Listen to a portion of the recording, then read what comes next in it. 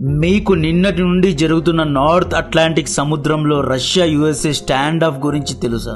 Donald Trump red line ను cross చేశాడు. North Atlantic ocean లో ఇంటర్నేషనల్ వాటర్స్ లో సేల్ చేస్తున్న మ్యారినేరా అనబడే రష్యన్ ఫ్లాగ్ ఉన్న రష్యన్ రిజిస్ట్రేషన్ ఉన్న షిప్ ను యుఎస్ఏ నేవీ డ్రామాటిక్ లెవెల్లో సినిమా లెవెల్లో చేస్ చేసి సీజ్ చేసిన దృశ్యాలు ఇక్కడ చూడవచ్చు. ఈ oil tanker Venezuela and Iran నుండి ఆయిల్ ను సరఫరా చేసేది అని చెప్పి యుఎస్ఏ ఆరోపిస్తోంది. యుఎస్ఏ కమాండోస్ షిప్ లోపల హెలికాప్టర్స్ ద్వారా దిగారు. షిప్ లో ఉన్న క్రూను విచారిస్తున్నారు. ఈ షిప్ కోసం గత కొన్ని వారాల నుండి యుఎస్ఏ వెతుకుతోంది. ఈ షిప్ ను ఎవరు సీజ్ చేయకూడదు అని చెప్పి ఈ ఆయిల్ ట్యాంకర్ కు కాపలాగా Russia submarines and naval fleets ను పంపింది. లాస్ట్ వీకే పంపింది అనుకోండి. Despite of Russian security USA దీన్ని సీజ్ చేసి రెడ్ లైన్ క్రాస్ చేసింది. అంతేకాకుండా యుఎస్ఏ ఈ రోజు సోఫియా అనబడే ఇంకొక ఆయిల్ ట్యాంకర్ ను కూడా సీజ్ చేసింది. మధురో అరెస్ట్ అయిన వెంటనే 2 ఆయిల్ ట్యాంకర్స్ ను సీజ్ చేశారు. సోఫియా ఆయిల్ ట్యాంకర్ లో 20 లక్షల బ్యారెల్స్ ఆఫ్ ఆయిల్ ఉందంట. రష్యా రంగంలో దిగింది. చాలా కోపంగా ఉంది. ఫారెన్ మినిస్టర్ సర్గేవ్ రంగంలో దిగి అంతర్జాతీయ సముద్రంలో స్వేచ్ఛగా తిరిగే హక్కు రష్యాకు ఉంది, అలా ఎలా సీజ్ చేశారు, దిస్ ఈజ్ ఇల్లీగల్, వెంటనే షిప్ ను ఫ్రీ చేయాలి అన్నారు. షిప్ లోపల ఉన్నది రష్యన్ క్రూ, మర్యాదతో వాళ్లతో ప్రవర్తించాలి అని ప్రతిఘటించాడు. రష్యన్ ట్రాన్స్పోర్ట్ మినిస్ట్రీ రంగంలో దిగి అంక్లోజ్ ట్రీటీ అంటే అంతర్జాతీయ చట్టానికి విరుద్ధంగా యుఎస్ఏ దాదాగిరి చేయడం కరెక్ట్ కాదు అని విమర్శించింది. రష్యా కూడా పెసిఫిక్ ఓషన్ లో సేల్ అయ్యే యుఎస్ఏ ఆయిల్ ట్యాంకర్స్ ను, బ్లాక్ సీ లో ఉన్న యూరోప్ ట్యాంకర్స్ ను సీజ్ చేయగలదు. ఈ ఇష్యూ ఇంకా పెద్దగా ఎస్కలేట్ అవ్వగలదు అంటున్నారు. నార్త్ అట్లాంటిక్ ఓషన్ లో మెరినేరా అనే రష్యన్ ఆయిల్ ట్యాంకర్ ను సీజ్ చేశారు. దీన్ని రష్యా విడిపించుకుంటుందా లేదా అనే టెన్షన్ ప్రజల్లో పెరుగుతోంది. అందుకే ఇంటర్నెట్ లో all ice and north Atlantic ocean అని ట్రెండ్ అవుతోంది. సోఫియా ఆయిల్ ట్యాంకర్ లో 20 లక్షల బ్యారెల్స్ ఆఫ్ ఆయిల్ ఉంది. ప్రపంచంలో ఇంత ఆయిల్ ఎవరు కావాలి? ఇండియా రష్యా నుండి ఆయిల్ కొంటోంది. దిస్ మీన్స్ సోఫియా లోడ్ చైనాకు తీసుకెళ్తోందా? గేమ్ మీకు అర్థమైందా? డొనాల్డ్ ట్రంప్ మధురోను అరెస్ట్ చేసి మధురో ద్వారా వెనజులా అండ్ ఇరాన్ నుండి ఆయిల్ ను ఇల్లీగల్ గా చైనాకు ఎలా పంపుతున్నారు, ఏ రూట్స్ లో సప్లై అవుతుంది అనే వివరాలను కనుక్కొని క్రాక్ డౌన్ మొదలు పెడుతున్నాడు. ఈ మొత్తం ఆయిల్ నెక్సస్ ను కనుక్కుంటున్నాడు. నెక్స్ట్ రష్యా నేమ్ ప్లేట్ ఉన్న మెరినేరా షిప్ దగ్గరకు వద్దాం. యుఎస్ఏ ఆరోపణ ఏంటి అంటే మెరినేరా షిప్ పేరు బెల్లా 1 అంట. ఇది 2023 వరకు గుయానా దేశం మీద రిజిస్టర్ చేసిన షిప్ అంట. ఇది పాత ఆయిల్ ట్యాంకర్. ఈ ఆయిల్ ట్యాంకర్ 2024 లో టెంపరీగా రష్యన్ రిజిస్ట్రేషన్ తీసుకొని రష్యన్ ఫ్లాగ్ పెట్టుకొని ట్రాన్స్పాండర్ ఆఫ్ చేసుకుని ఇల్లీగల్ గా వెళ్తోందంట. ఈ షిప్ వెనుజులా షాడో వెజిల్ ఫ్లీట్ లో భాగంగా ఉందంట. అంటే వెనుజులా ఆయిల్ ను ఇల్లీగల్ గా వేరు దేశాలకు సరఫరా చేసే షిప్ అంట. యుఎస్ఏ ఆరోపణ ఏంటి అంటే రష్యా చైనా ఈ 2 దేశాలు ప్రపంచ వ్యాప్తంగా 40కు పైగా ఇల్లీగల్ షిప్స్ ను రంగంలో దింపారంట. ఈ 40 షిప్స్ ను షాడో వ్యాజిల్స్ అంటారు. ఈ 40 షిప్స్ వెనజులా ఇరాన్ నుండి ఆయిల్ ను లోడ్ చేసుకొని చైనా, సౌత్ ఏషియా, ఇండియా ఇలా వేరు దేశాలకు ఆయిల్ ను డెలివర్ చేస్తున్నాయి. మనందరికీ తెలుసు యుఎస్ఏ 3 దేశాలపై రష్యా, వెనజులా, ఇరాన్ పై శాంక్షన్స్ వేసింది. ఈ 3 దేశాల నుండి ఎవరే గాని ఆయిల్ ను కొనకూడదు అని, కొన్నా కూడా డాలర్ తోనే ఆయిల్ ను కొనాలి అని ఆంక్షలు పెట్టారు. డాలర్ పెట్టి కొంటే యుఎస్ఏ డాలర్ విలువ పెరుగుతుంది. రష్యా, చైనా లక్ష్యం ఏంటి? ఎలాగైనా డాలర్ ను పతనం చేయాలి అని. సో ఇన్ని రోజులు ఇరాన్, వెనజులా, రష్యా ఏం చేస్తున్నాయి? చైనా యాన్ తీసుకుని ఆయిల్ ను అమ్ముతున్నాయి. యాన్ యొక్క వాల్యూ పెంచడానికి ట్రై చేస్తున్నారు. యుఎస్ యొక్క శాటిలైట్స్, రాడార్స్, జీపీఎస్ సముద్రంపై నిఘాను ఉంచాయి కాబట్టి 40 షిప్స్ ను, ముఖ్యంగా ఓల్డ్ షిప్స్ ను లేదా ఫేక్ రిజిస్ట్రేషన్, ఫేక్ ఫ్లాగ్స్ పెట్టి ఆయిల్ ట్యాంకర్స్ ను సరఫరా చేస్తున్నారు. యుఎస్ఏ కళ్ళు కప్పి వ్యాపారం చేస్తున్నారు. సినిమా స్టైల్లో రష్యా అంతర్జాతీయ సముద్రంలో 40 షిప్స్ ద్వారా ఆయిల్ సరఫరా చేస్తున్నాడు అంటే పుతిన్ మామూలోడు కాదు. 2022 నుండి despite of infinity sanctions Russia ఆర్థికంగా నిలబడడానికి కారణం ఈ షాడో ఫ్లీట్ అని యుఎస్ఏ నమ్ముతోంది. పుతిన్ సామ్రాజ్యాన్ని కూలుస్తున్నారండి. మధురోను అరెస్ట్ చేశారు. అలీ ఖమేనీపై తిరుగుబాట్లు జరుగుతున్నాయి. ఆయిల్ షిప్స్ ను ఒకటి తర్వాత ఒకటి సీజ్ చేసుకుంటూ పోతున్నారు. ఇండియాపై ఒత్తిడి పెడుతున్నారు.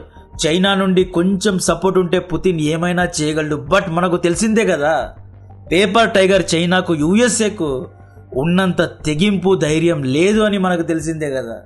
Paper tiger is very good at making debt traps.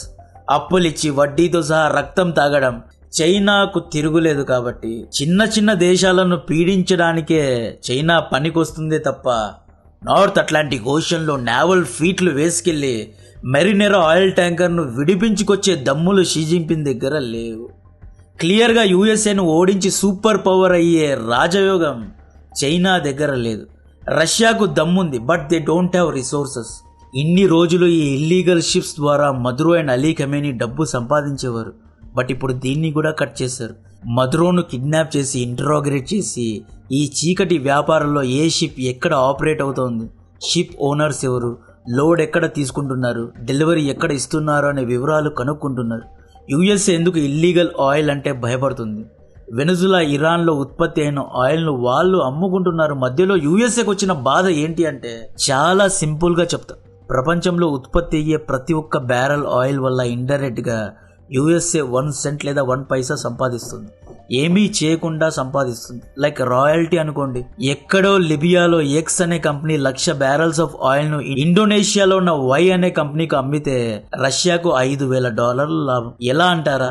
చెప్తా. 1969లో అప్పటి లిబియా రాజుకు వ్యతిరేకంగా ఒక కుర్రాడు తన సైన్యంతో తిరుగుబాటు చేసి చేసి లిబియాకు అధ్యక్షుడయ్యాడు. ఆ కుర్రాడి పేరే గదాఫీ. గదాఫీ తిరుగుబాటు తర్వాత సౌదీ, యుఏఈ యొక్క రాజులు భయపడ్డారు. అరే మనపైన కూడా ఇలానే ఒక తిరుగుబాటు జరిగితే ఎలా అని షాక్ అయ్యారు. 1973లో ఇజ్రాయెల్ యామ్ కిపూర్ యుద్ధంలో మొత్తం అరబ్ దేశాలను ఓడించింది. సోవియట్ యూనియన్ మెల్లిగా ఆయిల్ బావులను ఆక్రమించే అవకాశాలు ఉన్నాయి అనే సమాచారం వారి దగ్గర ఉండేది. ఆ టైంలో యుఎస్ఏ సౌదీ రాజు కింగ్ ఫైజల్ కు ఒక ఆఫర్ ఇచ్చింది. మీ ఆయిల్ బావులు, నీ రాజ్యాన్ని, నీ రాజ్యాధికారాన్ని మేము కాపాడుతాం. అన్లిమిటెడ్ యుఎస్ఏ వెపన్స్ ను సప్లై చేస్తాం. అల్ దహరాన్ లో ఆర్మీ బేస్ కడతాం.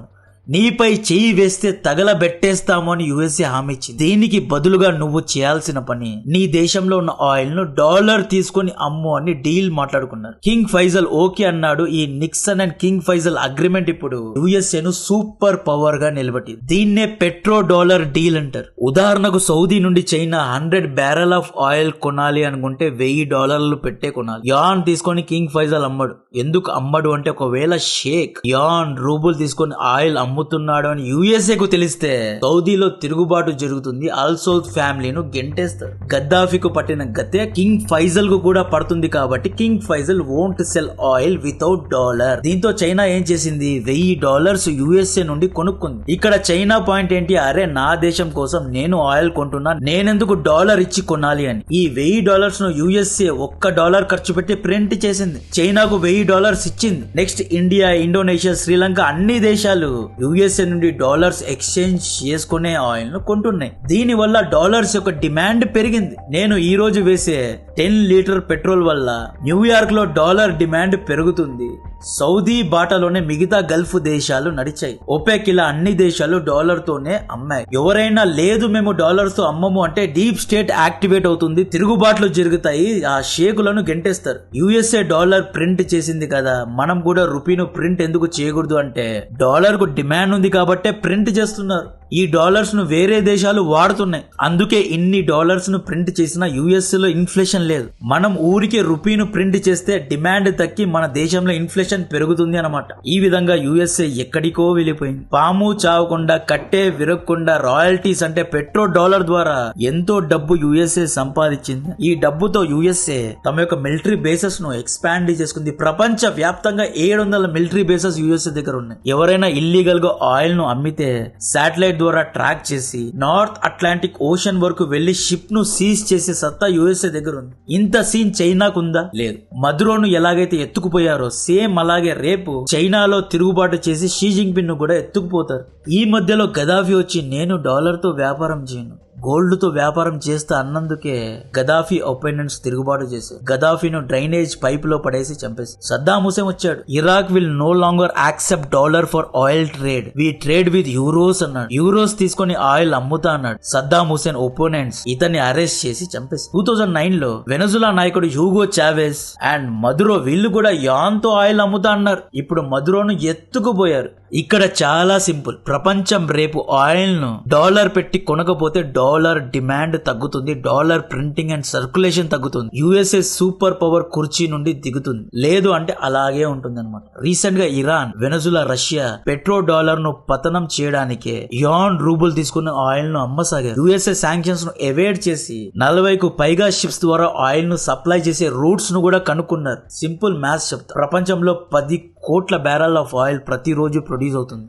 ఈ 10 కోట్లలో 2 కోట్లు రష్యా, వెనజులా, ఇరాన్ ఈ 3 దేశాలు ప్రొడ్యూస్ చేస్తున్నాయి. మిగతా 8 కోట్ల బ్యారెల్స్ ఆఫ్ ఆయిల్ వ్యాపారం డాలర్ తోనే జరుగుతోంది. ఈ 3 దేశాలను చూసి వేరే దేశాలు కూడా ఫాలో అయ్యి డాలర్ తోనే వ్యాపారం చేస్తే డాలర్ పతనం అవుతుంది. సో ఈ పతనాన్ని ఆపడానికే 150 యుద్ధ విమానాలు వేసుకెళ్లి మరీ మదురోను అరెస్ట్ చేశారు. ఇతని ద్వారా ఇల్లీగల్ ఆయిల్ ట్యాంకర్స్ ను సీజ్ చేస్తున్నారు. డొనాల్డ్ ట్రంప్ ఏమంటారు? I will control 25 lakhs barrels of Venezuela oil అంటాడు. ఇరాన్, వెనజులా గనుక యుఎస్ఏ కంట్రోల్లో వచ్చేస్తే 2 కోట్ల బ్యారెల్స్ ఆఫ్ ఆయిల్, దాదాపు 9 కోట్ల బ్యారెల్స్ ఆఫ్ ఆయిల్ వ్యాపారం మొత్తం డాలర్ తోనే జరుగుతుంది. దీంతో యుఎస్ఏ అన్డిస్ప్యూటెడ్ లీడర్ లాగా నిలబడుతుంది. ప్రపంచంలోని 95% ఆయిల్ వ్యాపారం డాలర్ తోనే జరుగుతుంది. దీని ద్వారా ఎంతో డాలర్స్ ను యుఎస్ఏ ప్రింట్ చేస్తుంది. రష్యా ఉత్పత్తి చేసే 1 కోటి బ్యారెల్ ఆఫ్ ఆయిల్ ను నియంత్రించడానికి రష్యా నుండి ఆయిల్ ను కొనొద్దు అని ఇండియాపై ఒత్తిడి పెడుతున్నారు, టర్కీపై ఒత్తిడి పెడుతున్నారు. రష్యా యొక్క మొత్తం